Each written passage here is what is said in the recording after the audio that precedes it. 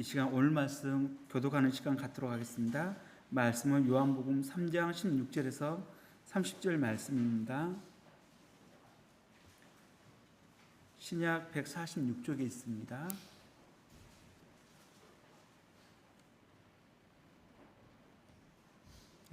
다 찾으셨으면 한 절씩 교독하도록 하겠습니다. 하나님이 세상을 이처럼 사랑하사 독생자를 주셨으니 이는 그를 믿는 자마다 멸망하지 않고 영생을 얻게 하려 하심이라.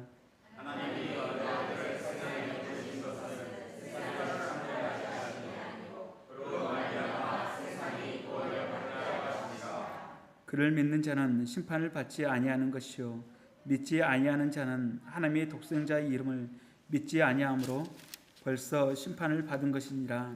그 성경이 그것이 곧 빛이 세상에 왔으되 사람들이 자기 힘과 악하고 빛보다 어둠을 더 사랑한 것이라.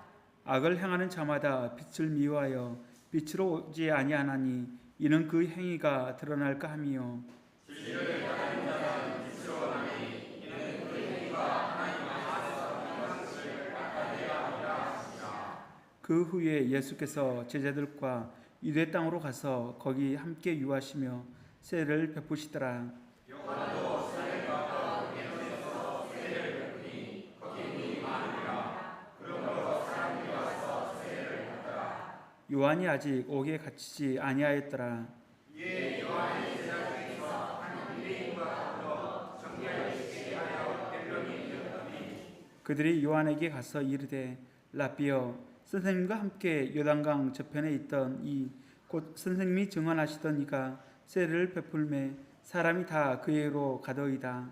요한이 대답하여 이르되 만일 하늘에서 주가 아니면 사람이 아무것도 할 수 없느니라. 내가 말한 바 나는 그리스도가 아니요 그의 앞에 보내심을 받은 자라고 한 것을 증언할 자는 너희니라. 신부를 취하는 자는 신랑이 앞서 신랑이 공을 듣는 순간 그에게 말하니 나는 이와 기쁨으로 충만하리라. 함께 읽겠습니다. 그는 흥하여야 하겠고 나는 새하여야 하리라 하니라. 아멘. 이 시간 예수로 말미암아 세상이 구원을 받게 하려 하심이라는 주제로 목사님께서 말씀 전해 주시겠습니다.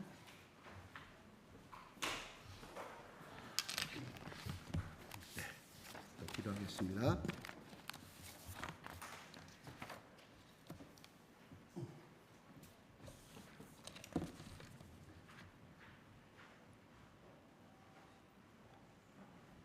사랑의 아버지 하나님, 이 시간 한 사람도 빠짐없이 하나님께서 이른 아침에 깨워주시고 우리들의 마음과 발걸음을 주님 앞으로 주장하신 하나님께 감사와 찬양을 돌려드립니다. 하나님, 방금 우리가 찬양을 통하여 하나님 고백한 모든 내용들이 가사 하나하나가 단어 하나하나가 우리의 믿음의 고백이 되게 하시며 아버지 우리 입술로 고백하였사오니 하나님께 들어주시고 그 찬양대로 하나님께서 역사하여 주시옵소서. 우리 고백한 대로 역사하여 주시옵소서.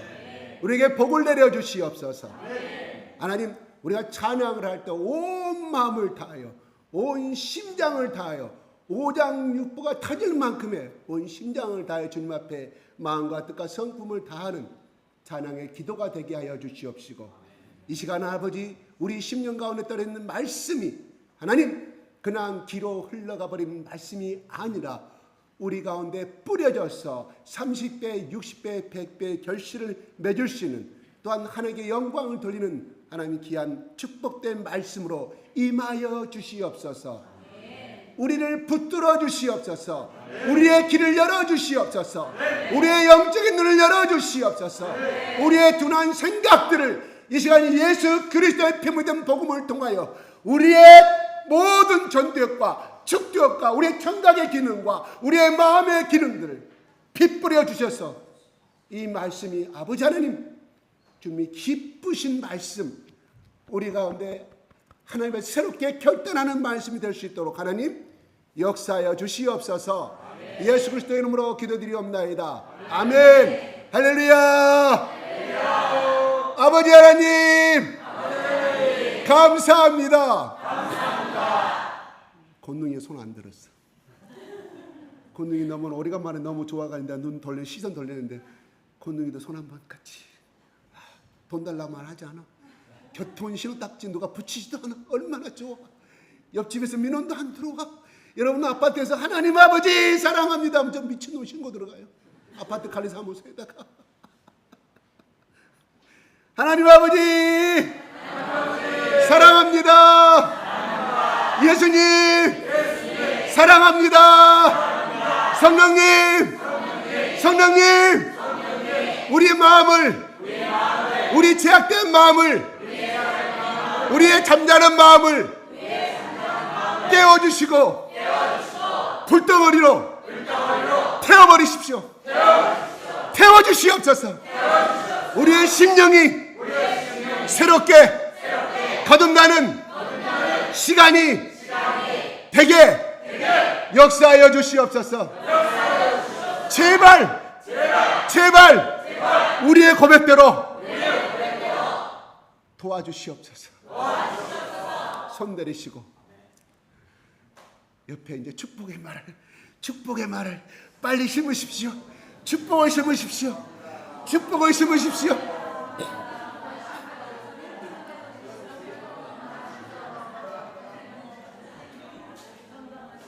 오늘 밤에 우리의 생명을 데려가 버리시면 우리의 죽은 입술, 우리의 죽어갈 이 손 누가 쳐다보지도 않은 그 손과 발을 아끼지 마시고 축복하십시오. 손과 입을 마음껏 이용해 축복하십시오. 감사합니다. 네, 감사해요. 저 따라서 한번 하실래요? 눈 뜨고 눈 감지 마시고 하나님 사랑합니다. 하나님 사랑합니다. 하나님 나는 죄인입니다. 하나님 도와주세요. 하나님 도와주세요. 하나님 감사합니다. 하나님 감사합니다.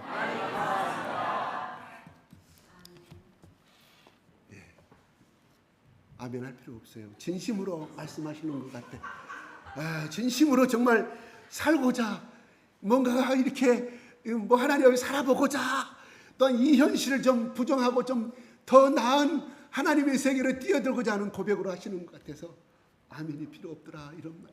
제 귀에는 그렇게 들렸어요. 아멘. 네. 감사합니다. 예. 하나님이 세상을 이처럼 사랑하사 독생자를 주셨으니 이는 저는 민자는 멸망치 않고 영생을 얻게 하시라 하십니다. 아멘. 예. 이거를요 우리 주일학교 주찬이가 작년에 이거를 영어로 외워가지고 나한테 요한복음 3장 16절 한글로 저한테 쫙 하면서 이걸 영어로 번역할 줄 아세요? 예, 그렇습니다. 예. 예. 어떤 분은 이렇게 말해요. 태초에 하나님의 천지를 창조하시니라. 창세기 1장 1절이죠. 오늘 본문을 읽었던 요한복음 3장 16절 이 두 가지가 있으면 성경이 필요가 없다. 어떤 분은 그렇게 가장해서 말을 했어요. 이건 좀 큰일 날 소리죠. 그만큼 무슨 말이냐면 그만큼 중요한 말씀이라. 이것을 다 영접해버린 사람은 나머지는 다 통해. 다 하나님 천지 창조 모든 것이 하나님으로부터 왔고 하나님 말미암아서 이 땅에 내가 왔고 그 다음에 죄악된 인간을 하나님이 이처럼 사랑하사 독생자를 주셨으니 이걸 받아들이면 모든 말씀이 신구약에 다 통과가 된다 이런 말이에요. 이 말씀 3장 16절 말씀이 그래서 자꾸 지금 오늘은 이 말씀을 안 하고 싶어 했거든요. 근데 자꾸 내가 아무리 생각해도 설명이 부족하고 또 내 마음은 이때만큼인데 내가 표현한 것은 이것밖에 안 되는 것 같기도 하고 자꾸 아쉬워서 자꾸 이 말씀 안에서 본질을 못 벗어나게 하나님 성령께서 나를 붙잡는 것 같아요. 그래요.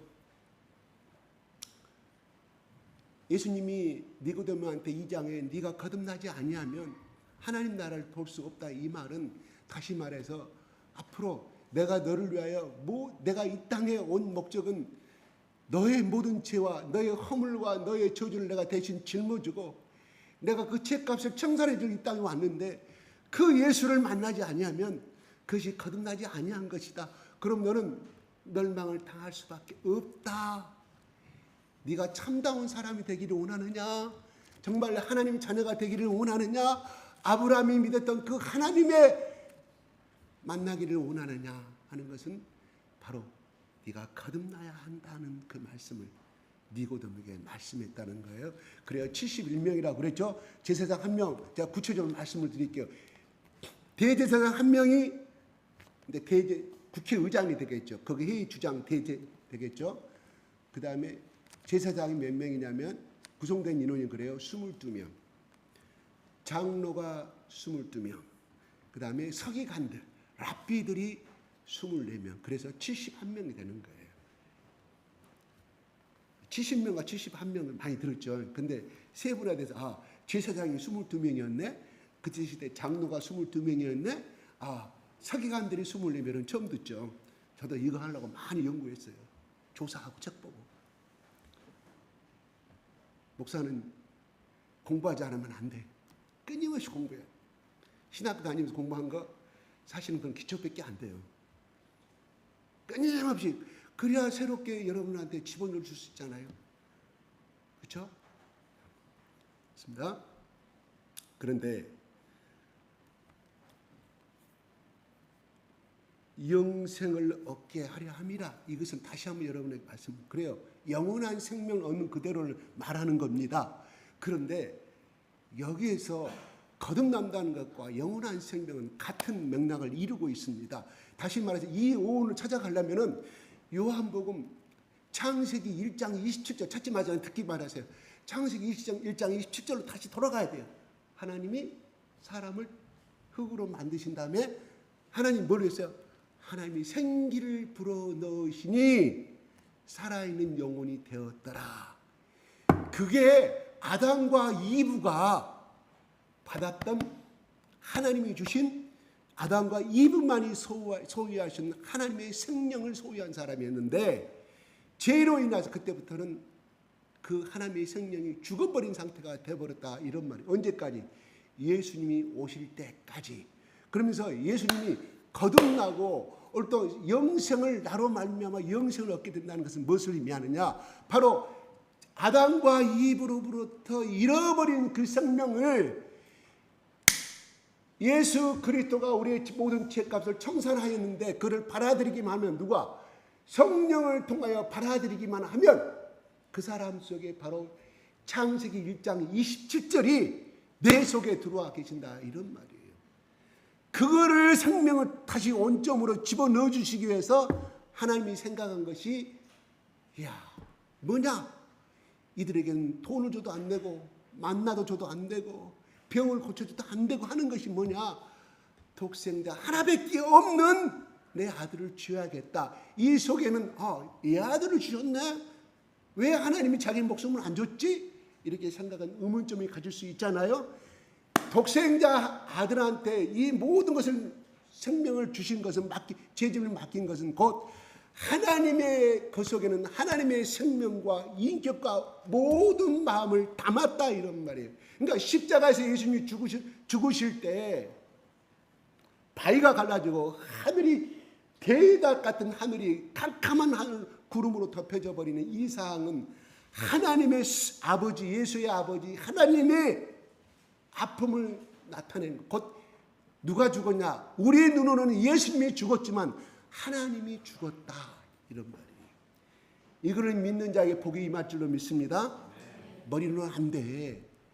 머리는 안 돼. 논리는 맞는 것 같은데 성령님은 우리 속에 그걸 휘어잡아 버려야 그를 받을 수가 있다 이런 말이에요. 이혜령 씨가 이하대 석자교수는 이혜령 씨가 우리나라 대표적인 석자 아니 석학학습니까? 그렇잖아요. 내가 예전에 말씀 그 사람 책에 가면은 막 책이 수천 권 있는데 성경책에가 글이 적어져 있고 성경표를 치러졌고 글씨 깨알만 가시는 것들. 그분 말은 성경을 40-50번 이상 읽었다는 걸 자랑을 했어요. 인터뷰할 때마다 신문 기자들에게. 근데 중요한 건 그분에게는 거듭남이 없었다. 다시 말해서 예수 그리스도를 만나지 못했다. 그래서 그런 지식으로만 가득 찬 그 자기의 책을 쓰고 강연할 때 성경의 기저를 이용하고 또한 불교 석가모니가 말했던 성경을 이용하기 위해서 봤던 거예요. 그랬던 그 사람에게 누가 찾아왔냐? 결국은 자기 딸, 그 자기 딸의 암에 걸려서 죽어가는, 또한 자기 손자가 불치병으로 죽어가는 그 상황까지 하나님 몰아가셔. 그래서 이어령 씨, 이 교수 앞에서 하나님, 내 딸을 살려주시면 내가 하나님이 계신 것을 믿고 예수 그리스도가 정말 성경에 써진 대로 구세주, 이 세상의 구원의 주님을 제가 믿겠습니다. 무릎을 꿇어서 꿇어요. 그 말은 뭔 말일까? 낯선과 안 낯을 떠나서 그는 이미 자기의 모든 지식과 자기의 생각의 모든 것들이 무너져버린 처참한 상황까지 누가 물어갔어요? 자기 인생의 길이 그걸로 갔지만은 하나님이 섬세한 손길로 그분을 주장하셨다. 그래서 그분이 예수를 영접합니다. 주여, 나는 죄인이었습니다. 어디서 세례를 받느냐? 내가 한국까지 갈 수가 없으니 마치 저기 일본에 오신 한국에 부흥에 오신 목사님한테 나 안수 받고 세례 받고 싶으니 세례 주세요. 무릎 꿇고. 그 사람이 갖고 있는 지식과 그 모든 학문은 자기에게 세례를 준 그 사람에 비하면 대할 수가 없죠. 초라하죠. 목사는 무릎 꿇고 세례를 받아요. 그때부터 그의 삶은 거듭난 인생이 돼 간다고 나와 있습니다. 그분의 고백입니다. 그래요. 그래서 그분은 강연 때마다 자기가 배운 석학을 자랑한 것이 아니라 예수 그리스도를 가는 곳마다 증거했습니다. 이게 바로 거듭난 사람의 증거입니다. 어떻게 거듭날 수가 있겠습니까? 그러니까 거듭남이 무엇입니까? 그러니까 예수님이 그러잖아요. 지난주에 바람이 임의로 불매 어디서 와서 어디로 가는지, 그 다음 네 눈에 보이더냐? 모른다. 바로 너가 거듭나는 그 순간에는 성령님이 너의 속에 임하여 주시는데 어떻게 너 속에 임할지, 언제 들어올지, 또한 그 모든 변화들은 네가 볼 수도 없고, 바람은 볼 수가 없지만 바람이 불면 네 옷깃이 날아가고 네 모자가 날아가는 것처럼 니고데모가 그렇게 거듭난 순간 네가 그렇게 느낄 수가 있다고 비유적으로 말씀하셨습니다. 니고데모는 예수를 만났을까요? 만났습니다. 요한복음 7장에 보지 마시고 저것을 다 설명 다 나와. 7장에 예수를 비방하고 예수를 죽이려고 하니까 니고데모가 그 간원들 앞에서, 다시 말해서 거기 71명의 그 간원들 앞에서 율법에 말하기를 그 사람의 증언을 듣고 그 사람이 고백하는 걸 듣고 재판하게 됐는데 그 사람의 말도 안 듣고, 다시 말해서 예수의 말도 안 듣고 그 사람을 사형에 처하려고 체포하려고 하느냐고 니고데모가 예수의 편에서 이야기를 합니다. 그렇게 말했다간 너도 한패냐? 그 사람도 처형당할 수밖에 없고 거기 70명의 간원으로서 자기를 박탈당할 수밖에 없는데 니고데모가 그렇게 선포하는 거예요. 그 다음에 요한복음의 19장 20장에 아리마대 요셉과 같이 예수님이 십자가에 죽으니 그가 모량과 유황을 가져와서 준비하잖아요. 그게 오늘날 돈은 얼마인지 아세요? 20억이. 몰락은 그 당시에 인도에서 유일하게 나왔대요. 오늘날에 인도에서 나온대요. 그걸 가공하는데 오늘도 엄청나게 지금 시가가 비싸다는 거예요. 근데 니고데모가 그걸 가지고 와서 그 당시 시가는 뭐죠? 오늘날 시가가 10억, 20억 간다는 거예요. 그거를 예수님의 장사 지르는데, 그러면 막달라 마리아가 향유를 부어서 했던 거 있잖아요. 예수님이 발을 씻잖아요. 그보다 비교할 수가 없는 엄청난 가치가 있는 그것을 예수님의 시신에 바르는 데 사용했다는 것입니다. 무슨 말일까요? 거듭난 니고데모는 자기의 전 재산이나 그렇게 비싼 이 모략을 바칠 때까지 비교할 수 없는, 이 10억과 비교할 수 없는 위대한 가치가 있다는, 누가? 예수라는 그분이. 그보다 더 훨씬 귀중한 분이신 것을 최고의 가치 있던 것을 니고데모는 바쳤어요. 이게 거듭난 사람들의 행동이요 나타난 열매입니다. 어떤 분이 이렇게 말씀했어요. 목사님, 제가 잘은 모르는데 지난 일주일 동안 이 주일날 예배를 얼마나 기다렸는지 모릅니다. 이 교회에 나온 것이 그렇게 가슴이 설렜습니다. 가슴이 설렜다고 고백합니다. 성령님이 그 속에 들어가서 그 기쁨을 주시는 거예요. 그 설렘은 무엇일까요? 자기가 짝사랑하고 10번 찍고 20번 찍고 넘은 여자가 사랑 고백을 해서 만나자고 했더니 여자가 오케이 했을 때 그런 설렘보다 더 기쁜 설렘이겠죠. 지금은 그렇게 했다가는 끝나버려요. 스토커로 신고하면 끝납니다. 지금은 10번 찍어 넘어가면 그건 이제 없어진다는 단어예요. 어떤 분이 나와서 그 이야기 합니다. 맞는 그렇게 했다면 쇠고랑 차고 들어가고 그 다음에 집행유예 받습니다. 그런 마음에 둔 처자가 있으면 기도하십시오. 하나님이 해결해 주시도록. 하나님 나의 저 여자하고 하나님 나의 저 남자하고 꼭 결혼하고 싶은데 잘못하면 내가 스토커로 잡힐 것 같고. 농담합니다. 아무튼 그렇게 고백합니다. 얼마나 감사한지 모르겠어요. 내가 그 말을 듣는데 가슴이 찡합니다. 찡해요. 그래요. 영생을 얻는다는 것은 바로 죽은 다음에 영원한 천국 가는 것은 맞지만 예수를 믿기로 결단하고 내가 받아들이는 그 순간부터 어디서 왔는지 그 성령님이 내게 들어와 가지고 살랑살랑 깨달음을 주고 나에게 찬양을 불러도 눈물이 임하고 성경을 봐도 눈물 나고 기쁨이 임하는 세상에 어떤 것도 바꿀 수 없는 그런 기쁨이 임하는 것은 바로 바람 같은 성령이 우리 가운데 운행하심을 믿으시기 바랍니다. 날마다 그런 설렘으로 우리 교회에 나오시기를 바랍니다. 예배 참석하시기를 바랍니다.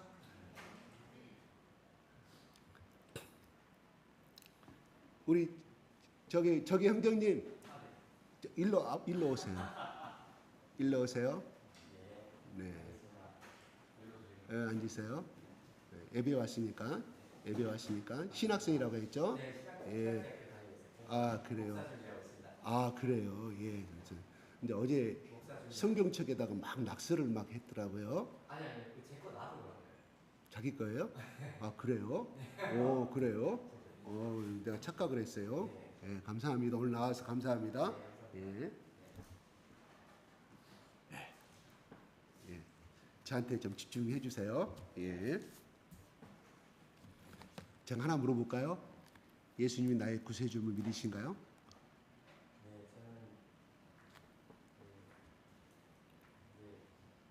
저는 간단하게 예비 시. 대학교 이제 하나님 말씀 공부하고 있는 사람으로서 인간은 궁극적으로 이제 아니 간단하게 내가 질문한 거 있잖아요. 예수님이 우리 형제님에게 어떤 분이에요? 사랑이라는 생각. 네? 그냥 사랑이에요? 알겠습니다. 예. 예수님이 나의 구세주임을 믿으세요? 네. 아, 좋습니다. 예, 같이 예배 참석하여 너무 감사합니다. 예. 제가 미안합니다. 잘못 알고 그랬어요. 성경책에 막 낙서가 됐고 막 이상한 단어들이 적어져 있어서 이 형제가 신학대학 다닌다더만 왜 좀 나무 재산에다가 그렇게 성경책 수십 번 수백 번 보는 건 좋은데 저렇게 낙서를 했나 이렇게 해서 예 그래요. 예 감사합니다. 예. 성경을 이어져 가겠습니다. 잠시 좀 매듭이 끊어졌는데 492장 예 492장 잠깐 찬송 1절만 부르고 제가 좀 다시 성경을 이어가겠습니다.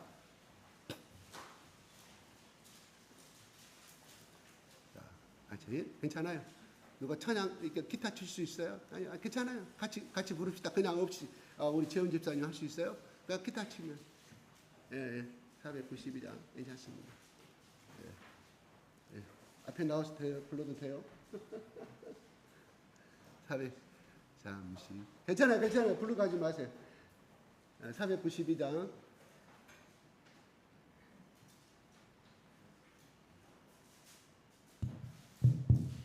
네. 그냥 불러요? 예, 그냥 제가 천천하게 잠시 세상에 내가 살면서 항상 찬송 부르다가 날이 저물어라 하시면 영광 중에 나아가리 열린 천국 문 내가 들어가 세상 짐을 내려놓고 전날 열려간 바다 쓰고서 주와 함께 길이 살리 1절 잠시 세상에 내가 살면서 항상 찬송 부르다가 날이 저물어라 하시면 영광 중에 나아가리 열린 천국 문 내가 들어가 세상 짐을 내려놓고 빛나 열류한 바다 쓰고서 주와 함께 길이 살리. 감사합니다. 네, 우리 생명은 언제 죽을지 모릅니다. 그런데 지금까지 40평생을 살아오신 분, 30평생을 살아오신 분, 70평생을 살아오신 분 지금까지 안 죽었거든요. 우리는 계속 그 간성의 법칙에서 이렇게 생각합니다. 지금까지도 아무 문제가 없었는데 80세, 90세, 100세까지 살 거로 착각하며 살아가요. 근데 하나님이 오늘 밤에 우리의 생명을 데리고 가시면 회개할 시간도 없이 데리고 가셔버리면 어떻게 되겠습니까? 그렇죠? 정말 회개할 것이 있는데 내가 여기서 지금 벗어나서 이 죄짐을 정말 던져버리고 이것만큼은 내가 안 해야 되겠는데, 그래 내일 가서 회개하지, 모레 가서 회개하지, 기도원 가서 회개하지, 금식 기도원 가서 회개하지. 그런데 회개할 것은 몽땅 많은데 어떤 사고를 해서 오늘 밤에 가셔버린다고 하면 우리는 더 이상 하나님을 섬길 수 있고 하나님의 죄 씻음 받을 수 있는 그 은혜를 잊어버리고 가게 됐을 때 과연 그 사람이 천국 갈지 지옥 갈지 나는 모르겠어요. 그런데 천국 갔다 오신 분을 예수님 만나서 물어본 분은 저분은 왜 지옥에 있습니까? 저 장로님은, 저 목사는, 저 집사님 왜 저렇게 지옥에 있죠? 물어봤어요. 회개하지 않았기 때문에. 공통적으로 그렇게 적어져 있더라고요. 그러면 그걸로 따지면 어떻게 될까요? 우리는 오늘 저녁에 나의 시간이 오늘 끝난다는 생각 가지고 어떻게 되겠어요? 끊임없이 회개하는 삶을 살아야 되겠죠. 잘 믿다가 어떻게 실수로 유혹에 빠져가지고, 그래서 그 죄를 보면은 아직 회개하지 않았는데 내 생명 하나님 데려가셨다. 내 생명 하나님 데려가셨다고 말하면 내 사고로 하는 것이 운전하다가 아니면 심장 여기 심근경색 뇌경색으로 갈지 어떻게. 그래서 제가 회개하자는 거예요. 왜? 회개하면 복을 받더라 이거예요. 죄가 많아서 회개 아니라, 그 사람이 교만해서 그렇게 한 게 아니라 죄를 고백하면 복을 받더라 이런 거예요. 나에게 복 주시옵소서 하는 것이 아니라 기본적으로 이것이 하나님 앞에 나와 1:1 관계가 성립이 돼야 영적인 통로가 열려서 하늘의 물권과 하늘의 영권과 하늘의 인권이 쏟아져 내려올 거 아니겠습니까? 죄로 해서 그것이 막혀버리고 다리가 끊어져 버리는데 복 달라고, 물권 달라고, 정말의 축복 달라고 해봐야 복이 들어오겠냐 이런다. 제가 느낀 세계예요.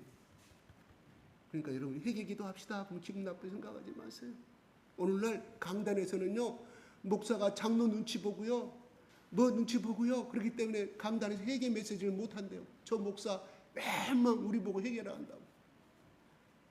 그래서 어느 날 순간 뭐 잘못은 그걸 찍혀가지고 쫓겨가는 사람들이 있다.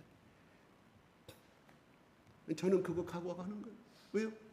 여러분 다 부유하게 살게 하기 위해서, 풍성하게 살게 하기 위해서. 이왕이면 예수 믿다가 이왕이면 좀 떵떵거리고 살다가 죽으면 더 좋지 않나요? 아멘? 그렇게 하기 위해서 언제부터 그냥 예수 믿는 사람 가난해 한다고 그냥 쫙 어느 모임 가더라도 나는 가난하니까 그렇게 이렇게 움츠리고 있고, 그냥 또 어느 장소 가더라도 그냥 움츠리고 자기 자의식에 빠져가지고, 그건 겸손이 아니에요. 그건 천박이에요. 천박. 하나님 뭐예요? 당당하게 살기를 원하셔. 당당하게. 그래서 저는 어떤 누구한테 애들한테 그래요. 너희 엄마가 너를 비싸게 키웠으니, 비싸게 낳고 비싸게 키웠으니 너는 비싸게 놀아라. 도시남, 도시녀 말이 그렇죠? 진짜 멋있는 너희 이상형의 남자가 진짜 서울대를 나가 너를 꼬신다가 넘어가지 말라. 흥! 예수 믿는 사람은 그렇게 살아야 한다, 이런 말이에요. 그 상대가 아무리 좋다 하더라도 예수의 가치관이 없으면 흥! 피! 가감히 차버릴 수 있는 그런 가치관 갖고 있으면 하나님이 정말로 좋은 남궁과 좋은 아내를 주실 줄로 믿으시기 바랍니다. 그 가치관 딱 하나 세워놓고 가면, 모르겠어요. 그 가치관 없이 결혼했는데 세상 직업이 좋고 나름대로 이상형의 여자고 남자고 잘 살 수는 있겠죠. 2세 교육은 개판이 된다, 이런 말이에요. 왜요? 하나님의 영이 있는 사람과 하나님 영이 없는 사람이 있는데 결혼하면 되겠습니까? 그게 깨지고 말죠. 끊임없이 싸우죠. 그 안에서 하나님 영과 예수의 영과 마귀의 영이 싸우는 것인데 그 집이 분란이 없을 수 있겠어요? 그럼 누구한테 가요? 그 영향이? 이혼하자 말자, 이세한테 가는 거예요.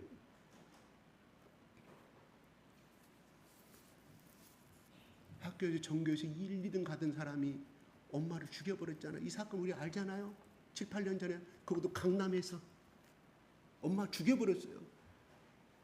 엄마가 2등 났다고 와 때리는 거예요. 너 1등 못해? 너 의대 가야 되는데 2등 못해? 매 한 대만 들면 졸리고 있으면 와서 또 엄마가 때리는 거예요. 약간 엄마가 좀 가학적이었던 것 같아요. 정신적으로. 그나마 왜 그것이 있었냐면 남편하고 이혼을 했거든. 그러니까 그 모든 결단을 누구한테? 아들한테 다 쏟았어. 아들한테. 1등을 해도 1등 돼서 떨어진 말로 매를 맞고, 2등을 적어도 전교 2등 반에서 말고 전교 1, 2등 그랬다고 또 틀렸다고 하나는 넌 만점 맞을 수 있었는데, 1등 해갖고 간대미면 넌 만점 맞을 수 있었는데, 그래서 때리는 거예요. 그 성적을 조작하기 시작합니다. 어느 날 학부모들 다 오라 그래요. 지금까지 자기가 성적을 조작을 했거든요. 막 공포, 엄마가 언제 자기 아주 죽일지 모르고 공포 임하니까 내일 전부 다 학부모들 오면 다 성적을 이야기할 거 아니겠어요? 선생님이. 그러니까 그 아이가 그날 엄마 자고 있는데 찔러 죽여요. 수십 번을 찔러. 아들도 정신 돌아보고. 차라리 그 아이가 중간만큼만 갔었더라면 행복한 결혼을 하고 그런 불행한 일이 없었을 것인데, 이 엄마의 욕심이 자식을 그렇게 몰아간다. 자식들한테 공부하라 말하지 마시기 바랍니다. 아멘? 죽이는 거예요. 죽이는 거. 다 먹고 살 길이 있어. 다 먹고 살 길이. 말씀 이어가겠습니다. 22절부터는요. 그 후에 예수께서 제자들과 유대 땅으로 가서 거기 함께 유하시며 세례를 베푸시더라. 그러니까 예수님이 요단강가에서 세례를 받으신 다음에 그 다음에 유대 땅으로 가셨다, 이렇게 볼 수 있겠죠. 거기 함께 유하시며 세례를 베푸. 예수님도 예수님의 제자들과 같이 세례 사역을 하고 있었음을 알 수가 있습니다. 누구한테? 세례 요한한테 침례를 받은 이후로 그렇습니다. 23절. 요한도 예루살렘 가까운 애널에서 세례를 베푸니 거기 물이 많으니라. 그러므로 사람들이 와서 세례를 받더라. 네, 세례 요한입니다. 세례 요한도 다른 장소에서 세례 사역을 지금 하고 있습니다. 예, 원문은 정확히 우리는 침례, 사실은 침례예요. 침례교에서 침례를 읽는데 침례가 맞습니다. 물에 잠기는 거예요. 잠기는 거. 완전히 내가 죽어가는 물속에 완전히 죽는 것을 상대를 말하는 것이거든요. 24절. 요한이 아직 목에 갇히지 아니하였다. 그죠? 아직 세례 요한이 지금 다른 복음서에는 세례 요한이 감옥에 갇힌 장면이 나오는 거예요. 25절. 이에 요한의 제자 중에서 한 유대인과 더불어 정결 예식에 대하여 변론이 되었더니 예, 요한의 제자 중에서 한 유대인과 더불어 정결의 예식에 대해 변론이 있었다고 그랬습니다. 이 말은 뭔 말인가 하니 유대인들은 밖에서 돌아오면 항아리에 담겨져 있던 그 물을 퍼다가 손과 발을 씻고 들어가는 것이, 그죠? 그게 하나님께서 레위기 율법에 중요한 것이 그게 정결의 예식이었거든요. 근데 너희들은 그런 걸 안 하고 왜 물에다가 담가갖고 침례를 하냐? 그러니까 침례나 정결의 예식은 같은 의미를 지금 가지고 있습니다. 그래서 이제 변론이 생긴 거예요. 왜? 이 사람들이 알려고 한 것이 아니라 따라다니면서 지금 방해하는 거잖아요. 26절. 그들이 요한에게 가서 이르되 라비여 선생님과 함께 요단강 저편에 있더니 곧 선생님이 증언하시던 이가 세례를 베풀림에 사람이 다 그에게로 가더이다. 예, 세례 요한의 제자들이 라비요, 그 선생님과 하기에서 세례 받던 그 사람이 지금 저편에서 세례를 베풀고 있는데 그걸로 끝난 것이 아니라 사람들이 그걸로 다 몰려갑니다. 심지어 누가 몰려갔어요? 사도 요한도, 그죠? 예수님의 제자인 사도 요한, 그 다음에 베드로, 그 다음에 나다니엘도 전부 다 세례 요한의 제자들이었어요. 그 사람들도 세례 요한을 떠나서 그걸로 다 가버렸어요. 그러던 차에 이 남아있는 제자들은 어떻게, 세례 요한의 제자들은 좀 약올랐을 거 아니에요. 그런데 자기 선생이 그 예수가 나타나기 전에는 엄청나게 요단강에서 침례 받으려고 다 하나님 나라 가까운다니 자기 지옥 안 가려고 그렇게 다 몰려왔는데 점점점 그쪽으로 많이 몰려가니 이 말 속에는 바로 뭐가 들어있냐 이런 말이에요. 자기 스스로 인기가 점점 없어져 버리면 어떻게 될까요?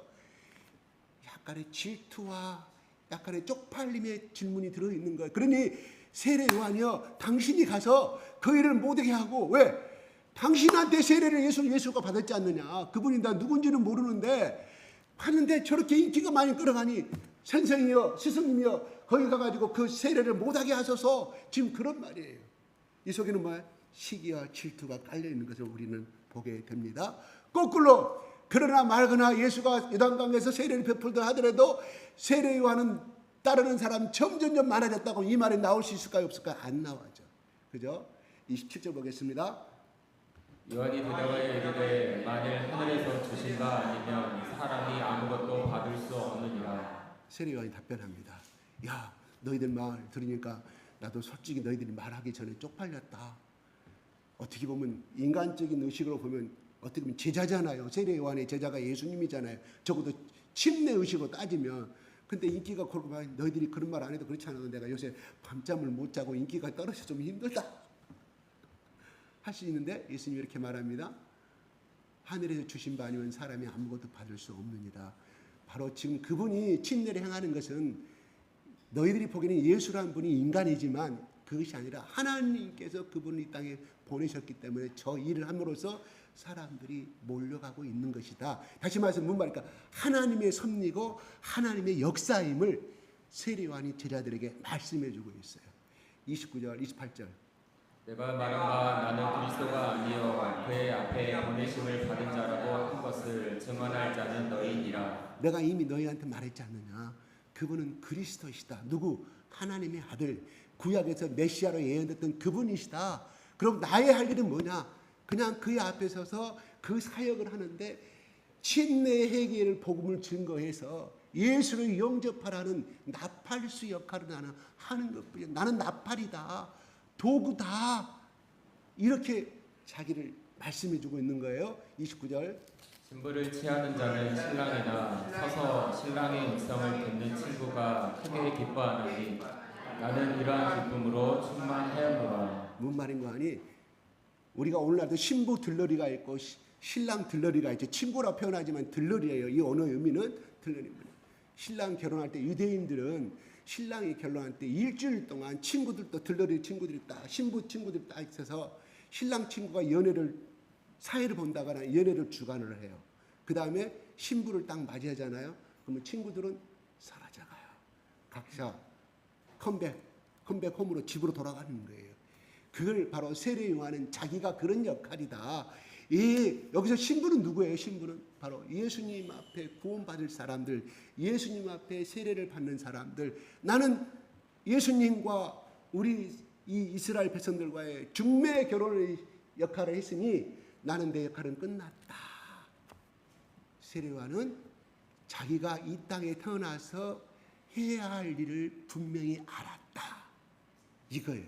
그러니까 너희들 그런 말 하지 말라. 나는 오히려 그 역사가 예언한 대로 이루어지니, 그리고 나는 세례요한한테 많은 사람들한테 침례를 베푸는, 그들이 예수님 말씀, 그 다음에 예수님 말씀을 들으려고 하고 영생의 말씀을 들으려고 하고 거듭나려고 하는 그 사람들에게 막 몰려갔을 때, 나는 내가 해야 할 일을 다함으로 인하여서 오는 기쁨이 충만하였다고 고백합니다.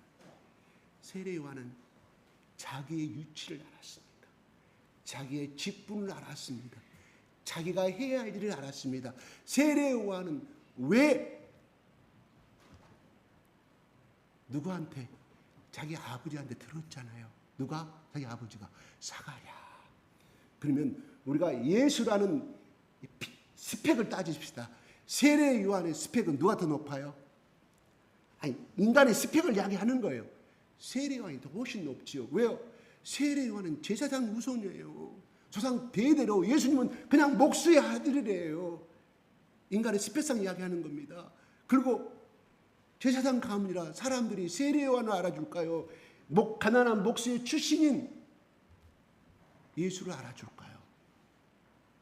세례요한 얼마든지 자기는 제사장의 아들로서 거기에 들어가서 제사장 역할을 얼마든지 할 수 있잖아요. 자기 인생이 보장돼요. 오늘날에도 랍비들은, 내가 말했잖아요, 유대교의 랍비들은 그냥 그 길 가면 다 보장돼. 학비, 주택 걱정, 먹을 거 할 것도 없이 명예와 부귀가 다 들어와. 지금도 유대교의 랍비들은 그런다, 이런 말이에요. 이스라엘 나라에 가면. 그러면 이 사람도 여기 랍비여 그러잖아요. 제자들이 그런 위치에 있었다고 하면 자기 인생은 보장된 사람이에요. 세례요한이 결혼했는지 안 했는지 그 성경은 나오지 아니합니다.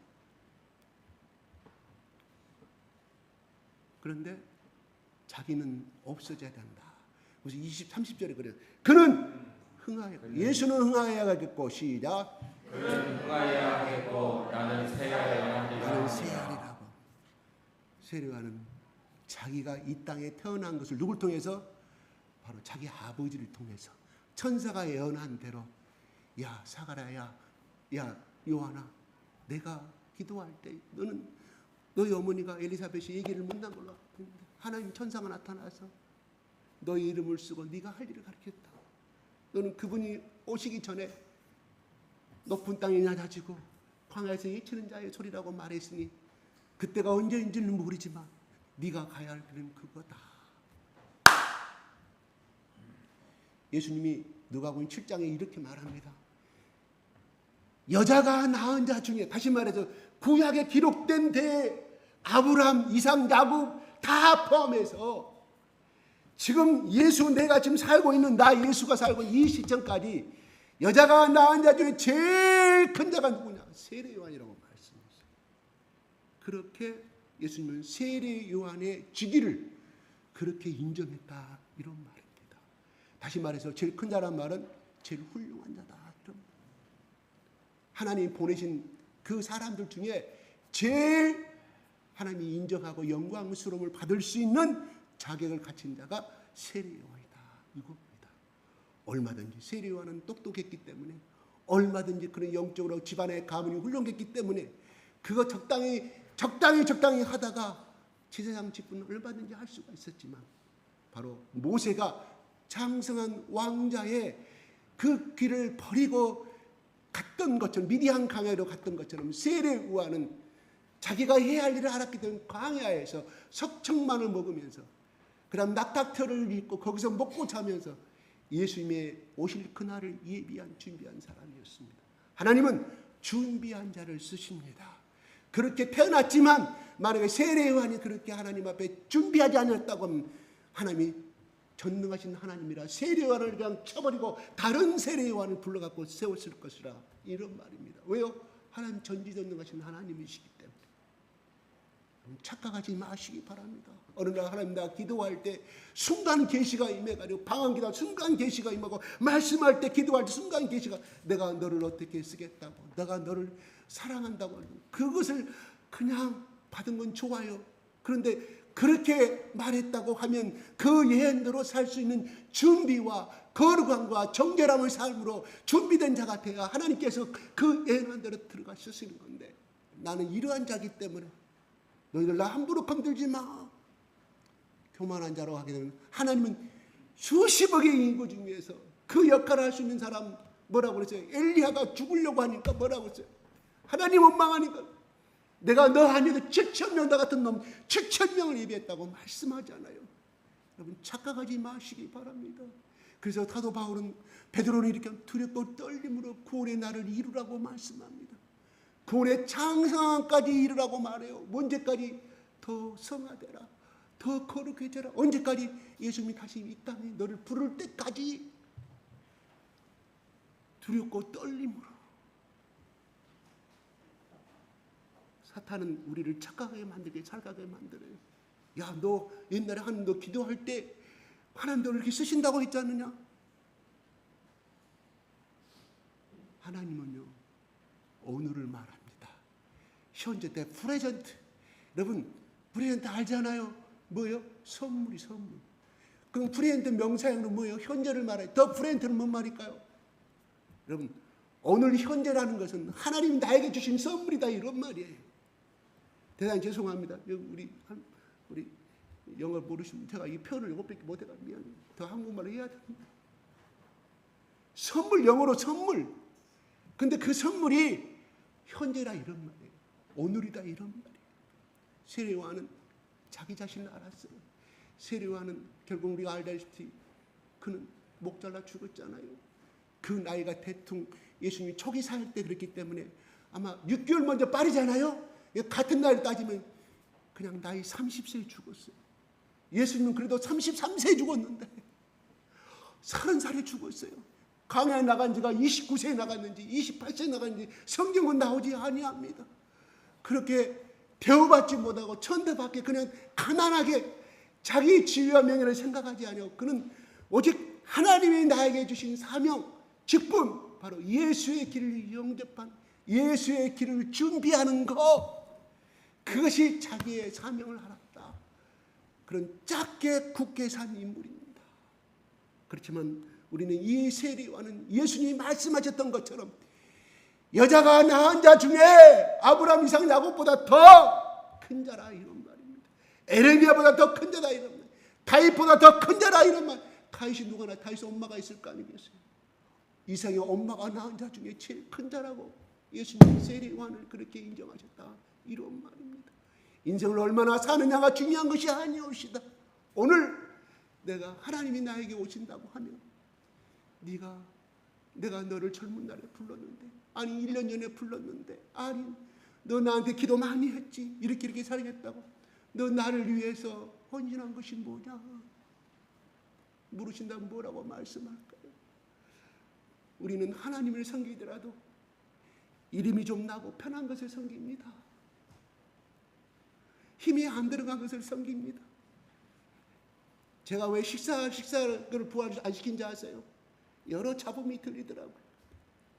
여러 잡음이 들려요. 그래서 식사 부활을 제가 안 시킨 다른 교회에 했는데 왜요? 힘드니까 힘들잖아요. 애기 키우느라 뭐 다. 또 나이 드신 분은 그게 하고 지금까지 소위 하는 속뜨거운 운전사를 수십 년인데 집에 지금도 남편 하루 세 끼 밥 해주느라고 내가 이 집에 시집 와가지고 내가 60평에서 70평에서 이걸 내가 해야 되냐는 거 얼마나 귀찮은 저도 알아요. 그래서 저는 아내한테 밥하지 말라고. 어제도 밥하지 마. 나 그냥 옥수수 하나 먹고 끝날 테니.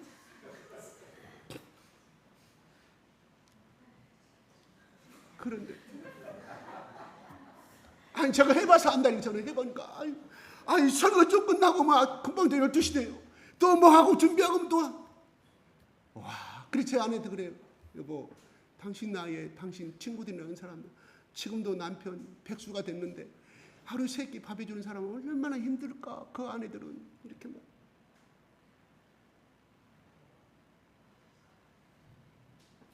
그래 또 오늘 또 새색시 첫날 밤에 아침에 일어나가지고 밥을 차려준 것처럼 오늘 또 변함없이 하루 세끼 따뜻한 밥 해주고 조기 생선에다가 고등어 조림에다가 받쳐 먹었을 때 여러분 한 번이라도 내 아내한테 여보 고마워 나한테 시집 와가지고 애들 새끼 많이 낳아주고 귀여운 새끼 많이 낳아줘서 너무 고마워.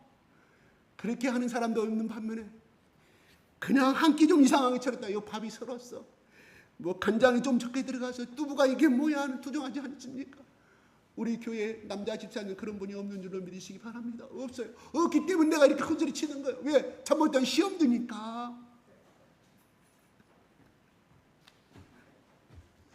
혹시라도 그렇게 안 하신 분 오늘 집에 들어가시면 저녁 때 여보 고맙소 손 한번 잡아주면 사랑하는 아내가 눈물 툭 흘려. 그동안에는 의무적으로 했지만 이제 그때는 그 다음 날은 진심으로 해줄 줄 믿으시기 바랍니다. 감사한데 말 한마디 못해. 근데 못해. 이게 우리나라의 아버지들이죠. 왜요? 자기 아버지가 그렇게 한 것을 못 보고 자랐기 때문에 그래요. 인격이 부족해서 그런 것이 아니라 자기 아버지가 자기 돌아가신 할아버지가 할머니 고맙소. 자기 아버지가 그렇게 그러면 자기도 그대로 따라하거든. 그래서 제가 웃기는 말로 그랬어요. 제가 인천에 직장 생활할 때 나한테 이익은 씨 그 얼굴 타면 아내한테 어떻게 해요? 나는 봉투책 그때는 봉투로 나왔거든. 얇은 노란색 봉투 글씨 써가지고 난 통째로 다 주는데 그럴 필요 뭐 있어? 적당한 생활비만 주고 매달 필요할 때 그때 일주일에 한 번 주면 되지. 그렇게 하면 주도권이 뺏긴다고. 내 말을 내 행동을 이해를 못했다. 근데 나는 그 말이 더 이상했어요. 왜? 우리 아버지가 얼굴 탄력 갖고 와서 그 노란 봉투 글씨 또 이 볼펜 글씨 써가지고 막 종이도 얇으니까 찢어진 거 봉투 우리 엄마한테 드린 걸 나는 보고 자랐거든. 그러니까 당연하게 첫 달부터 당연히 안타 우리 아내한테 간열 낳고서는 이제 뭐 났냐 1,000원을 내가 써. 1,000원을 뭔 1,000원 쓰냐. 그때 거봉포도가 여기 2kg에 1,000원 했거든요. 거봉포도 이렇게 그러면 그거 얼굴 타는 날 그거 가지고 가면 우리 타녀는 그걸 먹어. 우리 아들이 그걸 기억하더라. 그걸 기억을 해요. 예, 아무튼 그런 거예요. 예. 오늘이라도 오늘부터라도 여보 나한테 하루 세끼 귀찮게 생각하지 않고 밥 해주는 거 고맙소. 당연히 손 한번 만져봅시다. 밥 먹자 집사님 손 한번 잡아봅시다. 우리 경태이선 그러지 않은 거 내가 알기 때문에 얘기하는 거예요. 시험이 안 될 줄 알기 때문에. 예. 그래요. 그러면서 그런 흥하이가 나는 망해냈다. 세례요한은 자기 일 위치를 알았다는 거. 오늘 우리의 본분이 뭔가요? 본분이 뭐다는 것은 자기 인생의 가치관을 안다는 거예요. 자기 살아야 할 존재 이유를 안다는 거예요. 자기 인생의 목적을 한다는 거예요. 그래요. 오늘 내일 또 열심히 피눈물 나는 일터에 가서 일을 해야 됩니다.